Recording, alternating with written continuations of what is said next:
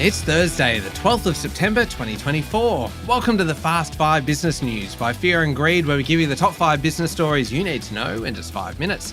I'm Michael Thompson, and good morning, Sean Aylmer. Good morning, Michael. Sean, 5 big stories to get through today in 5 minutes, so we better get cracking. Story number 1, the local labour market is running too hot and hindering efforts to get inflation and interest rates lower. This is according to the Reserve Bank's chief economist. Sarah Hunter warned that the prospect of lower rates anytime soon remains distant because the economy is still above full employment. Now, full employment occurs when the demand for and supply of jobs is roughly in balance, meaning there's few inflationary pressures emanating from the labour market. When the economy is above full employment, wage pressures flow through to higher inflation. Very difficult to pin down what full employment is. Dr. Hunter said that the central bank uses a bunch of measures. Market economists generally reckon it's about 4.5%. Currently, the unemployment rate's 4.2%. That means we're above full employment. That leads to inflationary pressures. Basically, the labour market is too strong. Now, Dr. Hunter said that is somewhat surprising given other indicators in the economy, but we need to wait for something to happen in the labour market before we get rate cuts. So why is this happening, Sean? Well, a lot of it is government spending. Dr. Hunter said the economy had experienced a surge in taxpayer-funded non-market jobs in the last 2 years, including areas like aged care, the NDIS, childcare and other health-related programs. That's the main driver. Dr. Hunter expects the growth to slow and the unemployment rate to start rising. The RBA reckons it'll hit 4.4% by the end of this year. But she also said that Reserve Bank could be wrong, and there's a chance that unemployment rises much more quickly than we expect. All right, moving on to story number 2 now, and REA's $11 billion bid for British classifieds leader Rightmove has been rejected, perhaps not surprisingly, though there's probably more to play out in this deal. I think that's true, Michael. REA, which is about 61% owned by News Corp, has been a local success story with its share price up more than 20% over the past year. It bid for Rightmove and said it will list in London if successful. Now, the offer was a 27% premium to Rightmove's share price before the deal was revealed.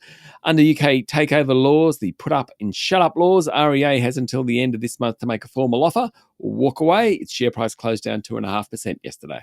Story number 3, Country Road Group, which is the company, of course, behind the fashion label and other well-known clothing and accessories chains, is repositioning 2 of its major brands and entering the fragrance market in a broad reset following what can only be described as a horror year. Yeah, I think that's right. The company owned by South Africa's Woolworths Holdings has fallen out of favour with shoppers. Sales are down, as are profits. They were down 66% in the last financial year. According to a report in the Fin Review, the company's also spent the past 9 months in crisis over allegations of workplace sexual harassment and bullying, with a law firm investigating whether complaints raised by staff were mishandled by management. Country Road has now told staff it will make major changes to its brands. It will introduce cheaper products at Politics, that's its men's suit brand. Also more smart casual options there. At Mimco, which sells women's leather accessories, it plans to launch lower entry priced bags and offer non-leather bag products. At Country Road itself, Michael, you can look forward to a new fragrance for the first time. Oh, something to look forward to. Story number 4, Sean. Vice President Kamala Harris was the winner of the US presidential debate yesterday, according to most pundits, though the hardest blow against Donald Trump came moments after the debate actually ended, when pop superstar Taylor Swift told her 283 million followers that she would be voting for Kamala Harris. In terms of influencers, no one is as big as Taylor Swift, and she said Ms. Harris fights for the rights and issues she believes in, then signed her name Taylor Swift, childless cat lady, in a critical reference to a comment made by Vice Presidential hopeful J.D. Vance a little while ago. The debate itself was, let's say, robust. Ms. Harris started slowly but warmed into the battle.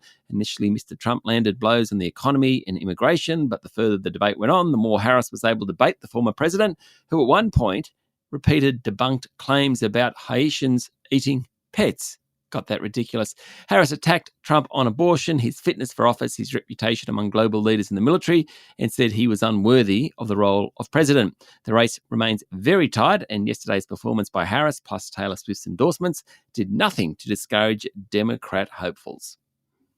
Last one, story number 5. A Novo Nordisk weight loss drug is safe and effective in children as young as 6, according to a new company-funded study, opening the way for the drug to become the first treatment for obesity to be made available to the age group. Children aged 6 to 12 years using the injectable pens for just over a year saw a 7.4% reduction in their body mass index compared to those on a placebo, according to the trial. Liraglutide is a diabetes and weight loss treatment in the same GLP-1 class of drugs like Ozempic and Wegovy. Novo Nordisk will now seek regulatory approval from the US Food and Drug Administration and the European Medicines Agency to expand the use of liraglutide to under 12s. Around 20% of under 12-year-olds are considered obese, and there are currently no pharmaceutical treatments approved for general obesity in that age group.